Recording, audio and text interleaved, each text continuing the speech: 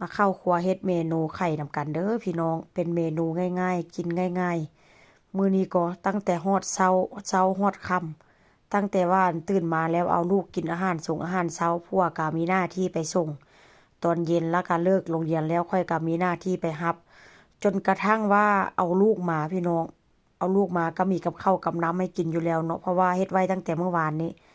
ก็ถือว่านอนอยู่บ่อนนอนเมิดมื้อนี้ก็แทบจะบ่อยากลุกอยากหยอความว่า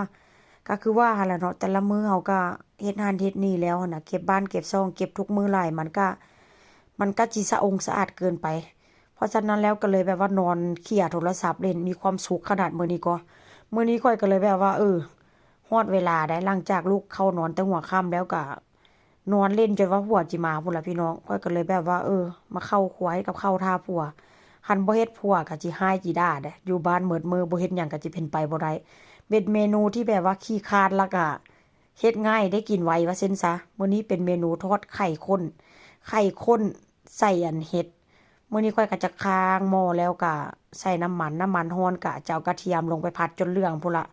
หลังจากนั้นก็จะเอาเห็ดลงไปผัดนำเห็ดนี่ก็เป็นเห็ดนางฟ้านางลมเด้อพี่น้อง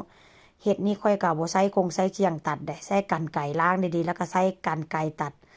หลังจากนั้นก็ผัดไปจนเห็ดสุกพูนละเนาะแล้วก็ใส่แค่เกลือเด้อเป็นอาหารแบบว่าของคนทางนี้ว่าเช่นจ้ะไข่ข้นนี่นะพี่น้อง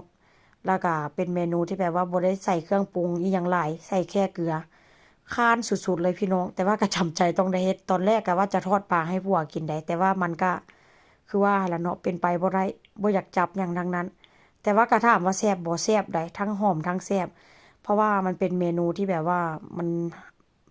ถึงแม้นว่าจะเฮ็ดง่ายแต่ว่าก็มีคุณค่าทางโภชนาการเด้อพี่น้องมีวิตามินแล้วก็หอม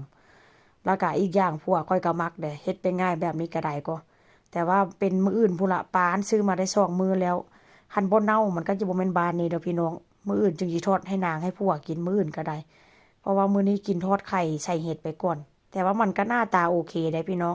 เฮ็ดแบบช่ำๆแต่ว่าผัวก็บอกว่าแซ่บบ่เหลือนี่บ่แม่นมันหลายได้มันน้อย นี่แหละหน้าตาทอดไข่ข้นทอดไข่ใส่เห็ดก็จะเป็นประมาณนี้เห็นบ่มันก็ยังช่ำๆประมาณว่าเฮ็ดแบบว่ายังช่ำๆอยู่เด้อพี่น้องบ่ได้เฮ็ดแบบว่าสุกหลายว่าเส้นจ้ะเห็นบ่ช่ำๆน่ากินเฮ็ดแบบนี้ก็ได้แล้วล่ะพวกก็กินจนหมดพุ่นเด้อพี่น้อง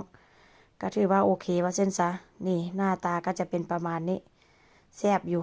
หันเฮ็ดไปแล้วก็มีผู้กินนี่ก็ถือว่าโอเคเด้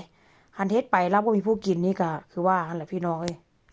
แล้วอีกอย่างผัวค่อยเราก็เป็นคนกินง่ายอยู่ง่าย